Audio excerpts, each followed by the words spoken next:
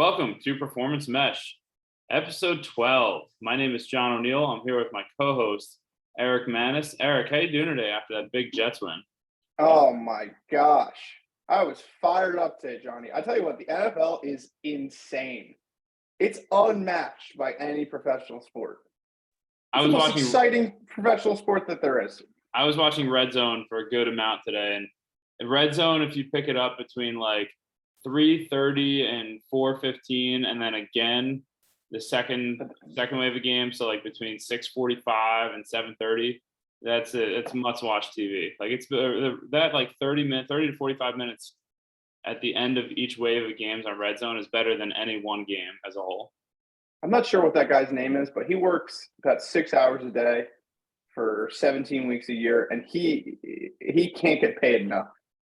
I told my wife about it, and she didn't seem too interested about it, but I'm pretty emphatic about it. Yeah, he does an unbelievable job. I would love to know He doesn't stop. the setup behind the scenes looks like for him, and he's got to do a lot of like prep work during the week, right? There's no way that's his whole job. No, he doesn't. He doesn't show up. He doesn't show up and say, "Okay, I'm ready, guys." Yeah, like I wonder how many times he has to go to the bathroom. He uses the bathroom just underneath the desk. Also, yeah, he probably can't go to the bathroom for large stretches of that day, right? yeah, he probably has to just go, and then I'll see you later. I'll see you in 6 hours. Yeah, because there's never like a minute gap in that thing. Like there's nonstop action. Have you ever heard about how Don LaGreca, our hero, went to the bathroom in the middle of a hockey game? He went number 2 and just threw his underpants to the side. Yes. You got to think that's happened before, though, right? So I've seen stuff and heard stuff on NFL players that happen in that mid game. Like they're not going to run all the way into the tunnel, and like if they have to go to the bathroom, they're just going to go to the bathroom and deal with it. I remember one of my teammates, Tony Stefanoni. He went into the locker. He ran in the middle of the game. He went inside. I was like, "Dude, are you okay?" He goes, "Yeah, I just really had to take a shit." That's D3, That's what you get. That's what you get in the D3 life. Yeah, in the You're not going NFL, to your pants for that. you never see those guys sprinting into the locker room in the NFL. Yeah, rarely. They're very rarely. I want to ask you before we get into training stuff, like let's pick up on a conversation from a couple weeks ago. You refer to yourself as an every snapper, a Jets fan who sees every snap or very close to it throughout the season. So tell me, 1:00 Jets game, tell me your setup or your ideal setup, both pregame and as the game's starting, and what your surroundings look like. Oh God. So ideally, I actually like to start it a little bit later, like 1:10, 1:15, because we have DVR and I just want to go through the first couple of commercials. But like I've said before, that one time that I missed the snaps, I didn't record it, and so you're playing with fire if that happens. But ideally, I have a cold beverage, hopefully a cocktail by my side. I have the whole couch. The dog is walked. My daughter is asleep. Nap time is great right now because it's at 12:30 to 3. So I have about 2 hours of just sitting there. I got my phone by my side, and I'm ready to text one of my good friends, Greg Fontana. We're diehard Jets fans. We text. I talk to him more than my parents at this point. So like he's a close friend of mine, and yeah, that's pretty much it. Like I usually cook something nice, something like pretty tasty for dinner, but completely uninterrupted. Got the full couch, got my cell phone, and a cold drink right by my side. Now, do you like when your team is on national TV, so Sunday night or Monday Night Football? Actually, I prefer the 4:00 slot. So if there's a West Coast game, that way you like get the whole that you can get some stuff done during the day, and then sit down and watch the game, and then the night's kind of over. The 1:00 game, I feel like you watch it, and then you can't really do much after that because then you're going to watch the rest of the games. I prefer the 4:00. Yeah, I think I'd agree with that. But I don't really like I've watched as a Jets fan, you get accustomed to suffering. So I remember one Thanksgiving, I was really looking forward to watching the Jets, right? And it was the butt fumble. So I waited all day, and within minutes the Jets were down 14-0. And then shortly afterwards, Mark Sanchez ran into either Damian Woody or Brendan Moore's butt, and he fumbled. And then that's been a story for years to come. Hey, you're talking Mark Sanchez, like a borderline top 5 Jets quarterback of all time. Listen, I mean, the guy made great throws in 2 unbelievable playoff runs. He was mistreated by management. They brought in Tim Tebow, and then the guy's psyche was destroyed from then on. I think they also tried to get like Peyton Manning in. I mean, it was a disaster. But if you put a good offensive line and a run game around him, he can make some plays for you. But if you put the team on Mark Sanchez, he wasn't going to be the guy. Yeah, I've heard him on, I think it's either Fox or CBS or one of those in the last year or so, and he's pretty decent. He knows what he's talking about. He does a good job covering. Yeah, he's an educated guy, but he just you think about these professional athletes as they are superhuman in some ways, but in a lot of ways they're just like you and me. So he heard everybody talking about how he wasn't that good, and slowly but surely it just destroyed him. Yeah, there's a lot of those guys, especially in football. Like football is the biggest.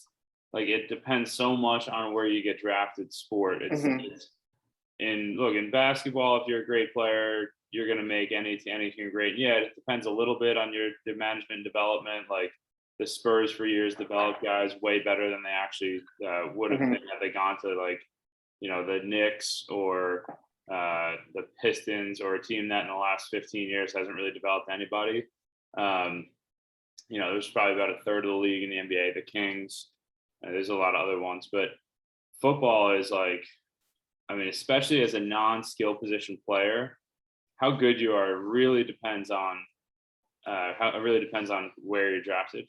And I mean non-skill position as a non-running back and non-receiver. I understand that quarterback's a skill position, but running backs and receivers tend to flourish if they're good no matter where. But quarterbacks, linemen, defensive players, they're screwed if they get picked to the wrong organization. They don't get developed. Yeah, I mean, there was always talk because Josh Allen is obviously a top 2 quarterback right now, and the Jets could have picked him, right? And he probably wouldn't be as good if he was on the Jets, to be completely honest, right? Like, they've had horrible skill position offensive line for the past 5 to 10 years. So if you put Josh Allen in there, he's probably just getting his ass kicked. Well, as the Bills just like surrounded him with talent, and he was able to flourish. Yeah, and the Bills had the coach of the 2-0 New York Giants as their offensive coordinator. That blows my mind that the Giants are 2-0. I know. I mean, I feel like that is a house of cards, right? That's a very thin. And my cousin Vinny, the foundation is razor thin on that team, right? They're skating on thin ice. Yeah, a lot of good games in the NFL today, but let's move on. Not just cover football the whole time. I know we said we were going to talk about some med ball training, so more so as a concept, how we use it, why we use it, etc. I want to hear your thoughts first. So, where does med ball training fit into your overall philosophy and programming style? Yeah. So the reason I had texted you about this is that I feel like in every aspect of training we've made, like in the past 5 to 10 years, like pretty dramatic changes in the way we're sprinting, some jumping variations. At least I have like strength training, like introducing like velocity-based training, different kinds of conditioning methods. But I feel like med balls have been a little bit stale. Like we're still doing, and maybe this is just something that can't be improved on, but I just thought it was like, okay, are we doing anything better? And I know you're pretty forward thinking with a lot of stuff that you're doing, so I kind of wanted to get a lot of your thoughts on it. For me, med ball, rotational power is kind of the name of the game. Like introducing, and I feel like that's kind of like the missing link in a lot of programs. Like a lot of weight room programs are pretty like, I guess, sagittally based, and if we're able to get into another dimension of movements, right? Like that's always gonna be a good thing, no matter what sport you're playing. Like whether you're playing lacrosse or baseball, I feel like it's important to be able to train that. So yeah, that was kind of the impetus for me texting you. So Cool. Yeah. So I'll, without it making like a straight lecture on like the way I would teach interns, like, hey, this is why we do med ball throws and how we coach them, et cetera. Just kind of overall theory on them. Most things in the weight room, or most weight room activities, so like squat, deadlift, lunge, row, press, etc., everything related, has a deceleration component to it where you're slowing down at the top of the movement, or the rate of the rate of how you're moving actually peaks somewhere during the concentric. So when you get near the top, you actually have to stop. Otherwise, like picture a squat or deadlift, you jump with the weight, and so you have to go to a zero acceleration moment. You're doing the same with a med ball throw, right? Like you're not jumping with the ball, or like your body's not moving with the ball ideally, but where that zero acceleration moment, or where the acceleration moment slows down, is much later in the movement, if that makes sense. So you accelerate for a longer period of time when you go throw a med ball, and you actually want the fastest moment of the entire movement to be right at release point. And so very similar to like swinging a bat or throwing a ball. If you can picture throwing a baseball, if your hand is moving faster going backwards on the load than it is going forward, you're not going to throw as hard. So you actually want to have release point be the fastest component of the whole thing, which is the same thing in a med ball throw. So very few movements in the weight room can we actually train that phenomenon.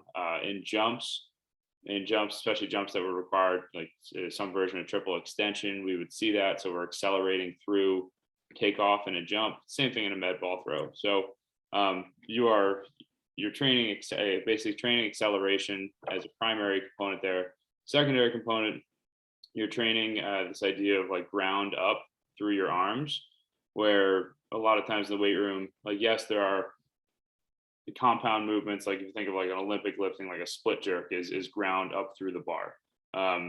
However, most weight room movements are a fixed upper half and a moving lower half, or a fixed lower half and a moving upper half. So pretty much any med ball throw, and maybe there's probably a couple strange exceptions, is going to be full body, where you're trying to use force from the ground and accelerate it like through your lower half, through your trunk, or through your core, whatever term you want to use, and through your hands, which is a lot more similar to what would happen in a sport, right? So whether you're a football lineman hitting somebody or a baseball player swinging a bat, you want to be able to use force from the ground and transfer it up your body, or up through the kinetic chain, to use that term, into whatever the action is.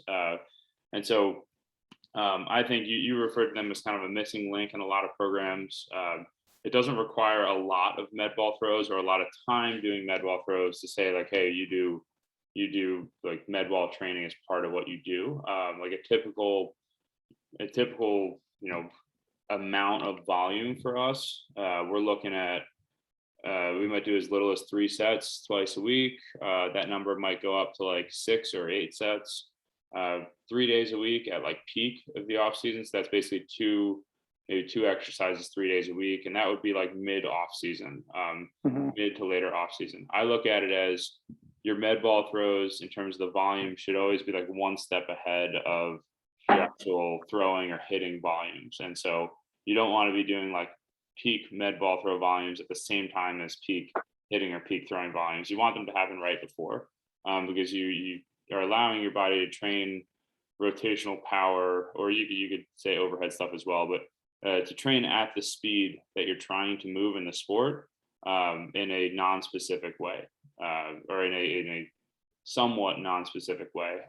In the past, we as an industry has maybe, I think, oversold like, hey, med ball throws directly translate to throwing harder, swinging harder, etc.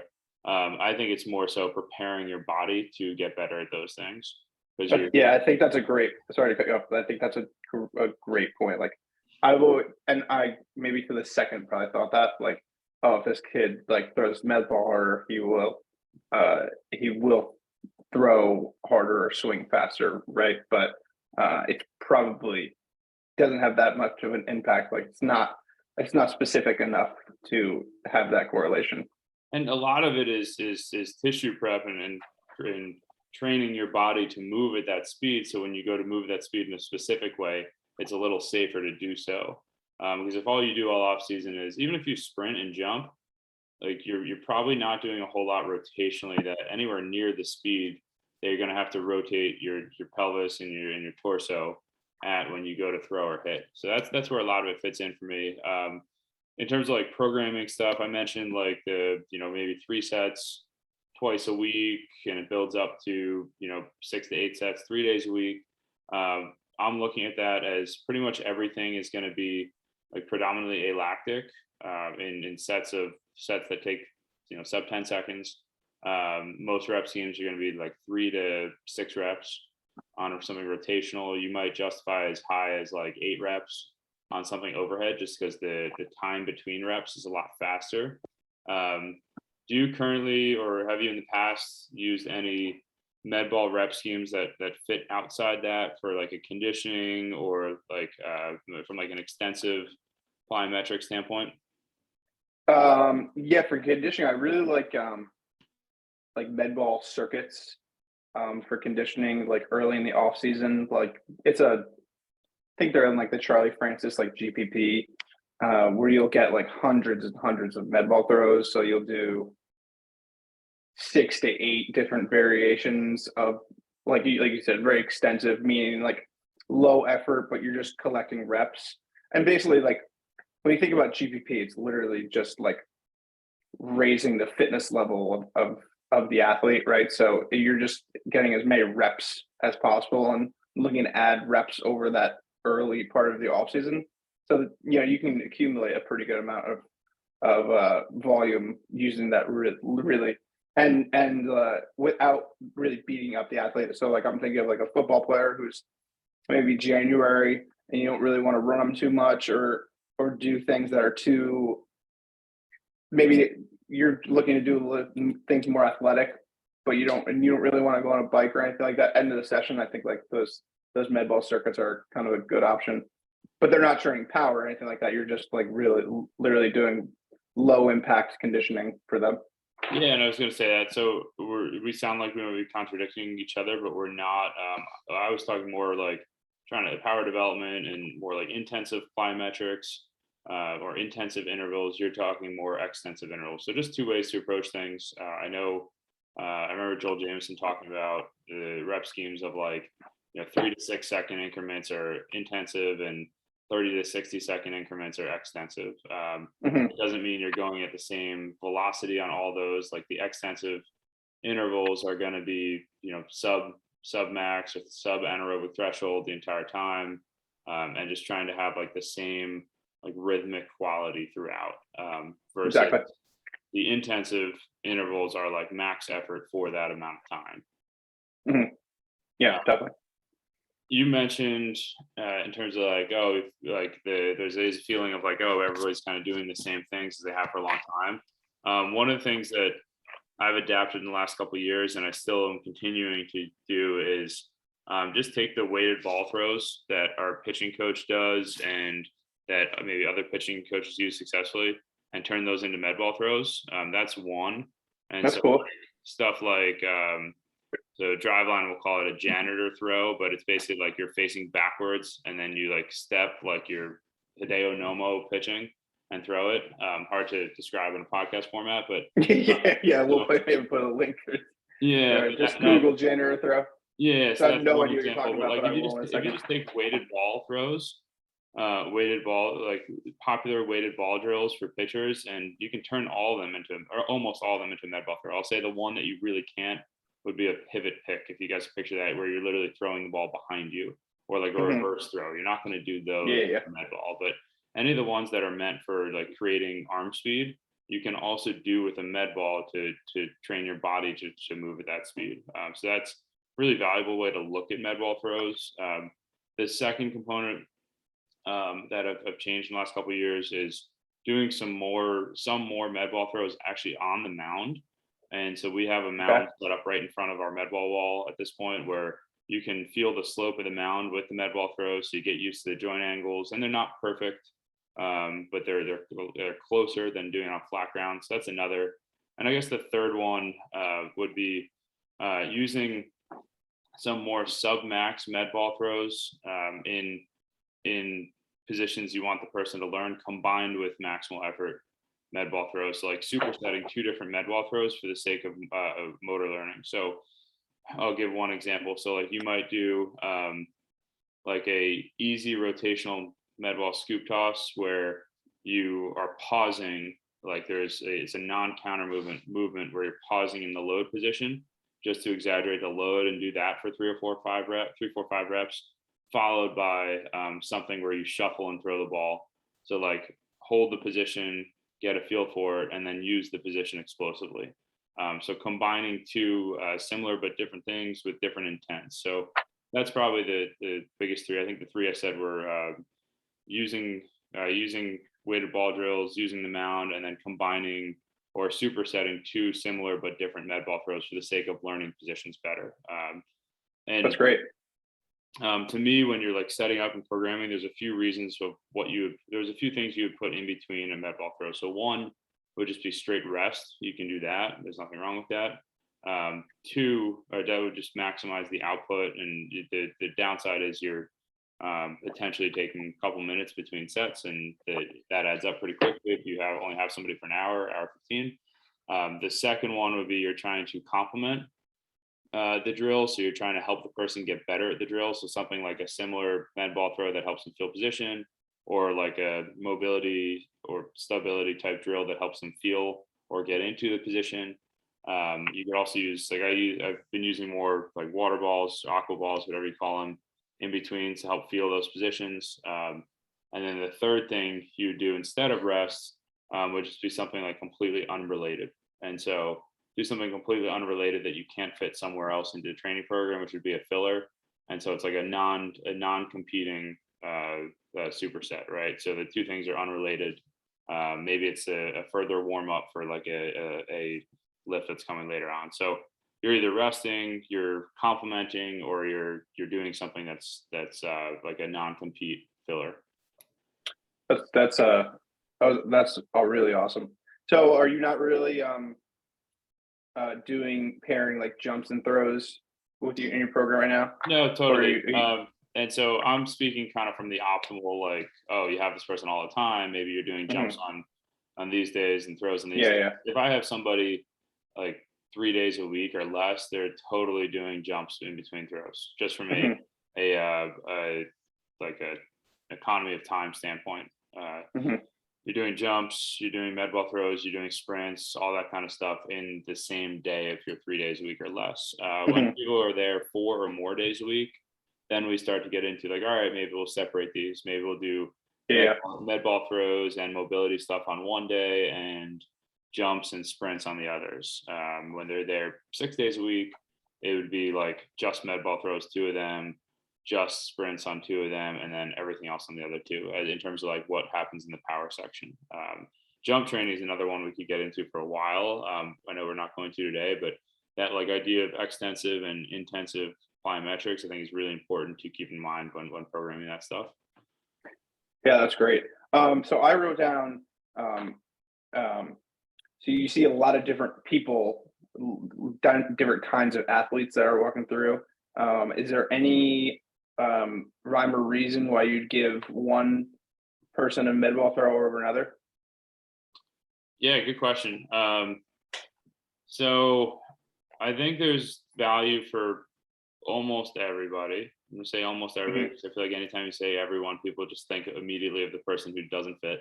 But for a couple of reasons, like it's really easy way to train fitness because it's safe, right? So you can, like, even if you technically aren't very good at it, you're probably not going to get hurt throwing the med ball. Now, if you use like a rubberized ball and you're standing really close to the wall, you might jam a finger. That would be or have it bounce off your face, right? If you're like someone's really like uncoordinated on the movement. We had a guy goes really hard in the gym. He was visiting his son in Arizona, Thanksgiving Day, hotel room, guy goes really hard, does a med ball slam, doesn't realize it was a very bouncy rubber med ball, hits him in the face. All of his teeth are through his lip, Oh, and spends the rest of the day in a hospital in Arizona. oh, He was jacked up, man. oh. So this is a disclaimer. We're trying to save people from ruining their holidays. Yeah. Make sure you're not throwing a rubber ball. Make sure it's padded. Yeah. So let me preface what I was saying then. So if you're using one of the softer med balls, it's pretty hard to get like very injured, right? Get really hurt. In the weight room, you could like, technique is super important in the weight room from a standpoint of not getting hurt when you do stuff. But med ball wise, like you could slam a med ball in all kinds of ways and probably not get hurt, right? From a technique standpoint. So they're pretty easy to coach. They're safe. A lot of people find them fun. That's like, as cheesy as it sounds, like if you have somebody who's not really into training, like that might be a way to get buy-in from them on training. It's like, all right, cool, we're going to do this thing instead of this really like stale, monotonous lift. And so all of those things I think are really valuable. Like I'll use med balls with them. We have a guy who's in his 70s who comes in who throws med balls every time he's in. And like he's fine doing it. With the younger kids, like 11, 12, 13 that we train, they're all throwing med balls every time they come in, because it's safe, it's easy. It can be challenging from a fitness standpoint. Like it can drive heart rate and fatigue and aerobic qualities that we're looking for.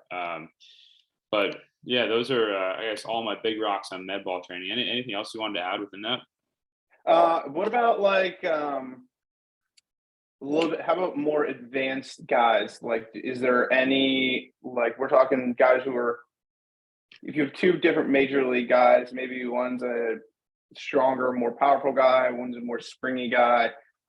Any thought on what variations would that be, or is it just kind of following a continuum and progressions from there? Yeah, sure. So I would vary more. I would vary more volumes with those guys versus intensity. So intensities, I'm going to expect relatively high outputs or high effort on med ball throws that we're programming for power, regardless of if somebody's like strong and stiff or loose and elastic or weaker and loose and elastic, et cetera, right? The two different like buckets of people you might see. But the med ball throw itself, like it should be powerful regardless. It just might be in very different amounts for those people. So someone who's weaker might do more of like a minimum volume on those. Someone who's very strong and just needs to work on creating or using their strength quicker, or doing more powerful moments or movements. We would use more volume of med ball throws. So that would be where my head goes with that. I don't love non-counter movement med ball throws for people. I use them more for like teaching position than I do other things. But like on a jump side, that's probably a more in-depth question, because like you could use more jumps with like where you stick the landing, where you go non-counter for someone who's really loose and elastic, and someone who's really strong and stiffer might get like more elastic type jumps. But on the med ball throw side, it's hard to recreate that exact those exact ideas. Cool. I just wanted to touch a little bit stuff that I maybe in the past 2 or 3 years have thought about. I had like really good conversations with a guy from USA Football, Andy Ryland. I think he's like a really sharp guy. I'd love to have him on here. And he has I never heard it before this, but like contact prep, and just like looking to expose your body to positions or like forces that, so it's ready to, so when you're practicing, getting hit that first time isn't too much of a stressor because you've been training for a lot of time. And I thought that med balls were like a great way of really doing that. And you talked about kind of training your torso. I think like late in the off season, doing like what you did early in the off season for your torso core training I think is a really good idea, because you're looking to just expose your body to those high speeds. And also I liked like throwing and absorbing the medicine ball. So like in different positions, like catching it in like what would be like a Pallof press. So if you're holding a weight right here, like maybe you catch a medicine over here, it's a lot more of a force on your body, and that jolt is what kind of people are missing a lot of times when they're getting to practice. So I thought that was when I talked to him, I thought that was really, really smart. And I did it with a couple of the higher level, kind of like fringe football players that I had worked with. And they felt like they were a little more ready when they practiced. So I thought that was just something like, okay, we're thinking power with med ball, but it also can expose your body to different forces that it normally wasn't going to get. Yeah, that makes a ton of sense using med balls for contact prep. I haven't worked a ton with that population. I've had a couple people in that world. One who's on the U.S. Olympic tryouts for rugby and the women's side, who we did a little bit of that contact prep stuff for. But definitely, if I had more experience with that population, that would be something I'd be more knowledgeable in. Because I feel like that, like you're saying, could have a ton of value. Cool. Yeah, we beat that up pretty good, John. Yeah, awesome. We'll come back maybe next week with some stuff on jump training. We got into this idea of like contact prep or core training and how to progress core exercises. I think that could be a really good topic as well. But one of the tenets of the mesh is we're not just going to talk training, right? We want to entertain each other first and foremost, but you guys as well. And so one of my favorite segments, top 5, it's very timely. Okay. And so I want to have this discussion with you. So in the last a couple months, we've had 2 all-time great athletes retire in sports that we don't care about, right? In sports that we really don't care about. So I'm calling sports we care about: football, basketball, baseball, and then college of those sports as well: college basketball, college football. Can you name my ranking of the top 5 athletes in our lifetime, so in our conscious sports watching 25 years, top 5 athletes in sports that we don't care about? Okay. And Michael Phelps. Wow. Okay, I didn't even put him there. That's so none of these are Olympians. None of these are primarily Olympians. Whoa. Okay. Yeah. No, so these are professional. Sorry. Yeah. Let me so clarify. Olympics let me clarify the topic then. Professional athletes that we all know and hear a lot about, but they're in sports that we really don't care about. Is hockey count? Yes. Wow. One hockey player made the list. And this is the top athletes in those sports? Yep. So the most accomplished in those sports, yeah. And the clue here is 2 of them retired in the last month. Okay, so Serena? Yep, she's number 2. I love how everybody cared about tennis for those short hours, right? Yep, so she's number 2. You couldn't even name. I couldn't literally right now. I watched the match. I couldn't name the person she played. No. So how much do I care about it? But I watched. Okay, so Tiger Woods. Number 1. Is number 1. Tiger's number 1. Serena's number 2. You have 3, 4, and 5 left. 3, 4, and 5 are in 3 different sports. Wayne Gretzky. I called him not in our lifetime, and there is an NHL player here, and I actually put a little bit of work into who the best NHL player of the last 2 decades is. Oh my God. Sidney Crosby. Sidney Crosby, number 5 on this list. This list is a little bit. I named the greatest Olympian of all time.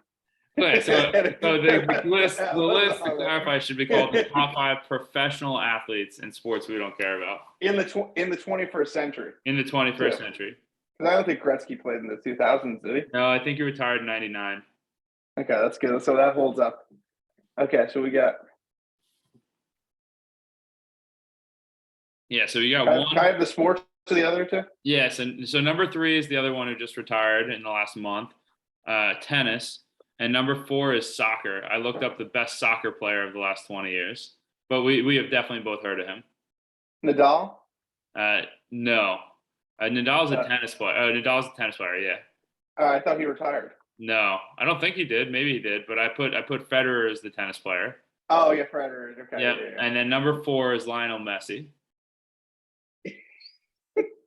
You know, I think that Serena might be number 1. Over Tiger? Yeah, people are calling her the greatest athlete of all time. Oof, I don't know. That's yeah. I mean, Tiger. I guess part of Tiger's story is that he was on pace to do so many things he didn't wind up doing.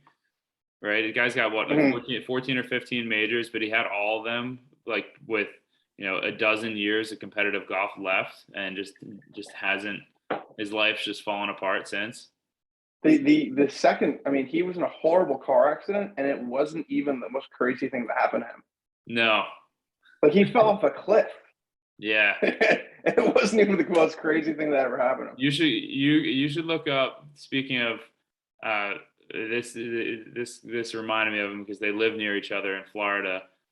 So Michael Jordan apparently has had a house on the market in a Chicago suburb for 10 years. Nobody's bought the place. He's had it on the market for 10 years. And there's all kinds of like pictures of it online and like what he's trying to sell it for. It's like a $14 million house. It's insane. But apparently nobody wants to buy it because it's like not where like wealthy people trying to buy like vacation homes are usually trying to move. It's like a suburb of Chicago that's like not right on the lake or anything. That's bizarre. Yeah. I wonder what it's actually worth. Yeah, right. It's probably worth, like, the actual space is probably worth more, but the price keeps coming down because he can't sell it. And he's a billionaire, right? So yeah, he doesn't care. I'm sure he doesn't care. Apparently, his property taxes on it are $130K a year. Oh my god! Can you imagine? We couldn't even pay the taxes on that thing. No, I would legally change my name and avoid all my bills if I ever got that bill. Yeah, it's gonna be tough to swallow. Maybe when the pod gets crazy, then maybe that's. Yeah, we can afford a $130,000 property tax bill. Oh man. All right, I think we we beat up that topic pretty good. There's we care about basketball, baseball, football. There are other sports we don't care that much about that these athletes tend to get a lot of attention. So top 5 are Crosby, Messi, Federer, Williams, and Tiger Woods in reverse order there, 5 through 1. Other competitors in this were Jaromir Jagr, Alex Ovechkin, Nadal in tennis, Ronaldo in soccer, and Phil Mickelson in golf, probably the number 2 golfer of the last 20, 25 years.